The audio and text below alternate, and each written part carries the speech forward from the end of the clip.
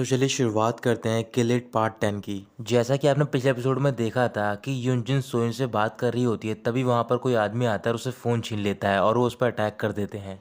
यूनजिन उनसे फाइट कर रही होती है, लेकिन वो ज़्यादा देर तक नहीं टिक पाती क्योंकि वो बहुत ज़्यादा होते हैं। तभी एक आदमी यूनजिन का गला घोटने लग जाता है और उसी टाइम वहाँ पर सोइन पहुँच जाता है। फिर सोइन यूनजिन को बचाता है और बाकी सारे आदमियों को पीटना स्टार्ट कर देता है। उन सबको पीटने के बाद सोइन यूनजिन के पास जा रहा होता है। तभी एक आदमी नाइफ लेता है और सोइन को मारने जा रहा होता है, लेकिन यूनजिन सोइन को साइड में करती है और वो नाइफ उसे लग जाता है। नाइफ मारने के बाद वो आदमी वहाँ से भाग जाता है। फिर यूनजिन सोइन से कह रही होती है कि तुम्हें पुलिस को कॉल करना होगा और जल्द से जल्द जिहाई को ढूंढना होगा। ये कहकर वो बेहोश जाती है। फिर सोइन एम्बुलेंस को कॉल करता है। जिस जगह पर जिहाई कैद होती है वहाँ पर जेवन का आदमी पहुंच जाता है और जेवन से कह रहा होता है कि आपको यहाँ से जाना चाहिए क्योंकि पुलिस यहाँ पे पहुंचने वाली है। जेवन उसकी बात मान जाता है और वो जिहाई को वहाँ से लेकर चला जाता है।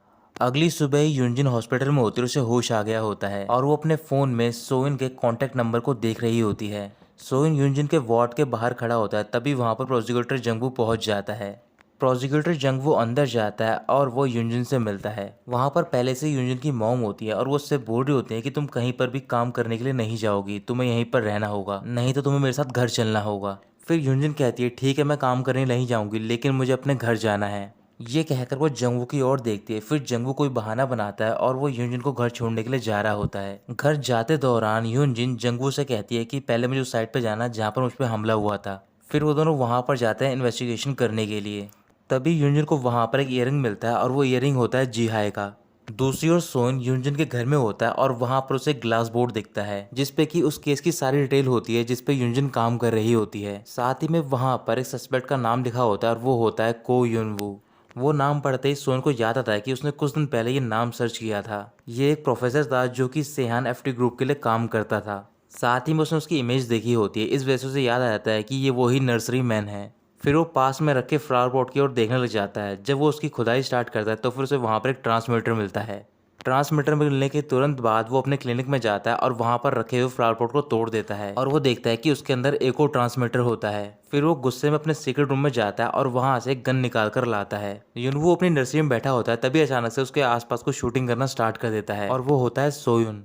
फिर सोन यूनवू से कह रहा होता है कि कैसा लगा मुझसे मिलके, तुम मेरे क्लाइंट हो ना को यूनवू, तुम्हारे लिए तो ये एक्साइटिंग होगा कि तुम मेरे साथ मजाक कर रहे थे। यूनवू कह रहा होता है कि मैंने सिर्फ तुम्हें हायर किया था और तुमने हमारे कॉन्ट्रैक्ट को ब्रेक किया है। मैंने मना किया था कि तुम मेरे बारे में पता नहीं लगा सकते हो। फिर सोन कहता है इसी वजह से तुमने यूनजिन को टारगेट किया है ना, तुमने जिहाई को बेट के तौर पर यूज किया और साथ ही में यूनजिन को वहां पर ढकेला ताकि तुम उसे मार सको। यूनवू कह रहा होता है कि मैंने कोई ऑर्डर नहीं दिया था यूनजिन को मारने का। जिहाई जेवान से मिलने के बाद डिसअपेयर्ड हो गई थी और मैं बेट लगा सकता हूँ कि जेवान ने जिहाई का यूज करके हम दोनों को अपने जाल में फंसाने की कोशिश की है। अगर यूनजिन वहां पर नहीं पहुंचती तो फिर मुझे जिहाई मिल जाती। सोन गुस्से में कह रहा होता है तुम्हें क्या लगता है कि जेवान अपनी बेटी को मारने की कोशिश करेगा। यूनवू उससे बोल रहा होता है क्या तुम्हें नहीं पता कि उसने ही तुम्हें छोड़ा था उस स्मगलिंग शिप पर, और वैसे भी वो उसकी एक रियल डॉटर नहीं है और मुझे पता है कि तुम अपने बारे में जानना चाहते हो। अगर तुम्हें ऐसा करना है तो फिर तुम्हें मेरा दिया हुआ काम करना होगा। तभी सोइन यूनवू की तरफ गन पॉइंट करता है और उससे पूछ रहा होता है कि तुमने मुझे ही क्यों चूज किया है। फिर यूनवू सोइन की तरफ देखकर उससे कह रहा होता है कि जेवान को लगता है वो पैसे से कुछ भी कर सकता है और तुम पैसे के लिए किसी को भी मार सकते हो। जैसा बाप है वैसा ही बेटा है।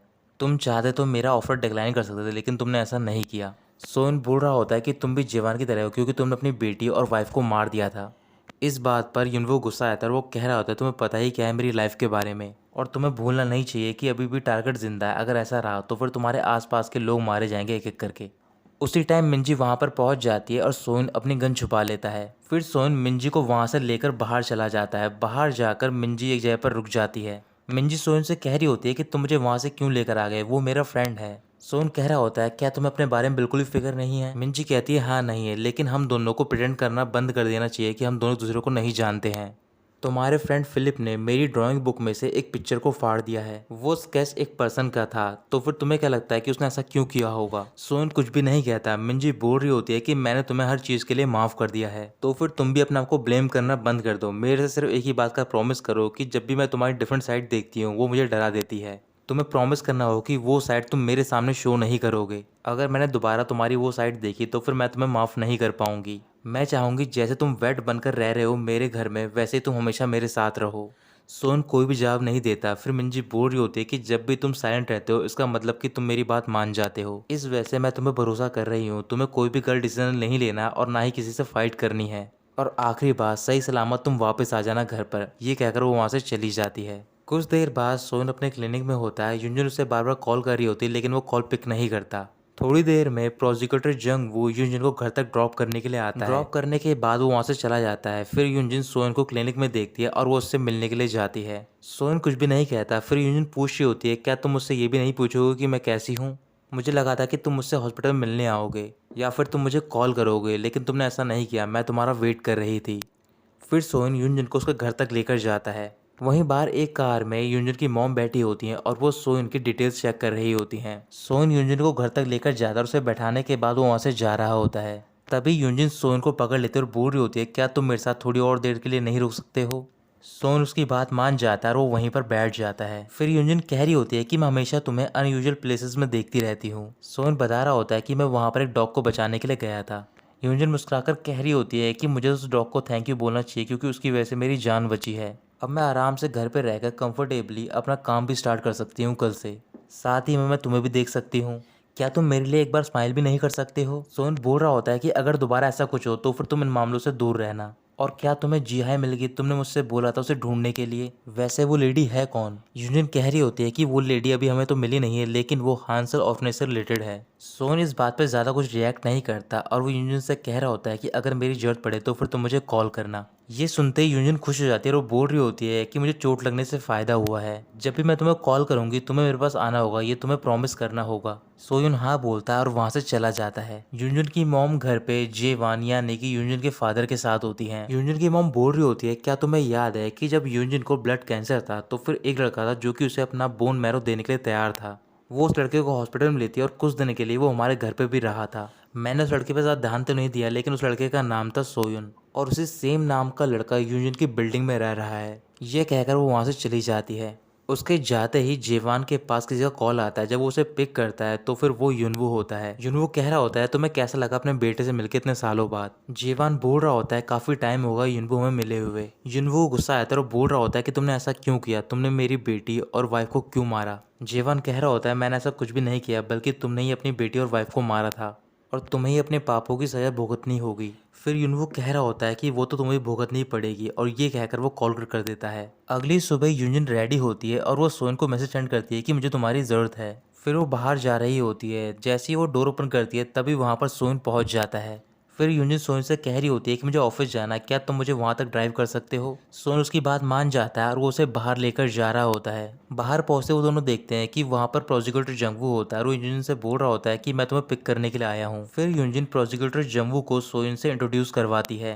प्रोसिक्यूटर जंगवू यूनियन से बोल रहा होता है कि मैं तुमसे केस के बारे में कुछ इन्वेस्टिगेशन करना चाहता हूँ। तभी सोइन जंगवू से कहता है कि तुम दोनों को साथ में जाना चाहिए क्योंकि तुम दोनों की डेस्टिनेशन सेम है। जंगवू हाँ बोलता है। फिर यूंजिन कार के अंदर बैठ जाती है। सोन बाहर खड़ा होता है और यूंजिन उसकी ओर देख रही होती है। फिर वो जंगवू के साथ वहाँ से चली जाती है। कुछ देर बाद सोइन सेहान हॉस्पिटल में जाता है और वहाँ पर एक वीआईपी रूम में कैमरा सेट कर देता है। यूंजिन ऑफिस पहुंच जाती है। फिर प्रोसिक्यूटर जंगू से एक फाइल देता है। उस फाइल में सेहान ग्रुप के इलीगल बिजनेस के बारे में सारी डिटेल्स होती हैं। यूनियन पूछ रही होती है कि तुम्हें ये सारी चीज़ें कहाँ से मिली? फिर जंगू से बता रहा होता है कि ये सारी चीज़ें एक आदमी ने रिपोर्ट करी थी। फिर वो उसकी फ़ोटो दिखाता है और वो होता है युनवू। यूनियन कह रही होती है कि युनवू पे इल्ज़ाम था कि उसने अपनी बेटी और वाइफ को जलाकर मार दिया था। मतलब कि ये बात सच नहीं है, क्या पता किसी ने उसे फंसाया हो। जंगवू कह रहा होता है कि अगर मैं उसकी जगह होता 19 साल पहले तो फिर इसका मतलब मैं वापस आता रिवेंज लेने के लिए। कुछ देर बाद यूनजिन अपने कलीग के साथ अपने फादर के घर के बाहर अपनी कार में बैठी हुई होती है। तभी वहां पर उसके फादर की कार आती है जो कि उनका ड्राइवर ड्राइव कर रहा होता है। जानबूझकर यूनजिन का कलीग उस कार में अपनी कार को ठोक देता है। फिर यूनजिन कार से बाहर निकलते और ड्राइवर से कह रही होती है कि तुम मेरे कलीग के साथ चले जाओ अपनी कार को ठीक करवाने के लिए। कलीग उसकी बात मान जाता है और वो दोनों कार ठीक करवाने के लिए चले जाते हैं। और इसी बीच जो कलीग होता है वो उसमें से कुछ फुटेज निकाल लेता है डैश कैम में से। दूसरी ओर यूंजिन अपने फादर से मिलने के लिए जाती है। यूंजिन कह रही होती है कि मैं ऐसा डिटेक्टिव नहीं बल्कि आपकी बेटी बनकर मिलने के लिए आई हूँ। आपने जो भी कुछ मुझे दिया मैं उसके लिए बहुत ज़्यादा आभारी हूँ। लेकिन मैं ये पूछना चाहती हूँ, क्या आपने मुझे कभी भी अपनी बेटी की तरह समझा है? जेवान मना कर देता है। फिर यूनजन बोल रही होती है कि मुझे जी हाई से मिलना है और मैंने सुना है कि वो ट्रिप के लिए बाहर गई है। जब भी वो वापस आ जाए तो फिर आप ये मैसेज उन तक पहुंचा देना। और ये कहकर वो वहाँ से चली जाती है। यूनजन अपने ऑफिस में होती है और वहाँ पर कलीग के साथ वो डैश कैम की फुटेज देख रही होती है। कई सारी फुटेज डिलीट कर दी गई होती है, इस वजह से उन्हें रिकवर करने में टाइम लग रहा होता है। तभी मिंजी का कॉल आता है यूनजन के पास और उसे बता रही होती है कि तुम्हारी मॉम यहाँ पर सोइन से पूछताछ कर रही है। ये बताकर वो कॉल कट कर देती है। यूनजन की मॉम सोइन से उसकी फैमिली के बारे में पूछ रही होती है। सोइन बताता है कि मेरी कोई फैमिली नहीं है, मुझे अडॉप्ट किया गया था। फिर मिंजी भी क्लिनिक में पहुंच जाती है और वो यूनजन की मॉम को यूनजन के रूम में लेकर चली जाती है। कुछ देर बाद यूनजन क्लिनिक में पहुंचती है और वो सोइन से बोल रही होती है, कुछ हुआ तो नहीं, मेरी मॉम यहाँ पर आई थी तुमसे मिलने के लिए। सोइन मना कर देता है। फिर यूनजिन सोइन को इनवाइट करती है खाने पे और सोइन उसकी बात मान जाता है। सोइन यूनजिन के घर पे जाता है और वो देखता है कि वहाँ पर मिंजी, यूनजिन की मॉम और फिलिप मौजूद होते हैं। वो सारे एक दूसरे से बात कर रहे होते हैं और काफी ज्यादा खुश होते हैं। सोइन उनके साथ खाना खाता है और खाना खाने के बाद चुपचाप वहाँ से जा रहा होता है। फिर यूनजन की मॉम बोल रही होती है, क्या तुम अनकंफर्टेबल फील कर रहे हो? सोन मना कर देता है। फिर यूनजन की मॉम कह रही होती है कि अगली बार अगर मैं तुमसे मिलूंगी तो फिर मैं तुम्हारी बहन के बारे में जानना चाहूंगी। सोन हाँ कहता है और वहाँ से चला जाता है। रात को सोन क्लिनिक में अकेला बैठा होता है, तभी वहाँ पर यूनजन पहुंच जाती है और उससे पूछ रही होती है, क्या तुम अनकंफर्टेबल फील तो नहीं कर रहे थे वहाँ पर? सोन मना कर देता है। फिर यूनजन बोल रही होती है कि मैं तुम्हारी सिस्टर के बारे में जानना चाहती हूँ, क्या वो भी अडॉप्टिव सिस्टर थी? सोन हाँ कहता है। फिर यूनजन मुस्कुराकर बोल रही होती है कि मैं तुम्हारी फैमिली के बारे में जानना चाहती हूँ। तभी यूनजन के पास डैश कैम की एक वीडियो आती है जो कि रिकवर करवाई होती है उसके कलीग ने। यूनजन साइड में जाकर उस क्लिप को प्ले करके देखती है। उस वीडियो में एक कार यूनजन के फादर की कार की ओर तेजी से बढ़ रही होती है और उस कार को जो ड्राइव कर रहा होता है वो होता है सोयुन। तो दोस्तों यही खत्म होता है ये पार्ट।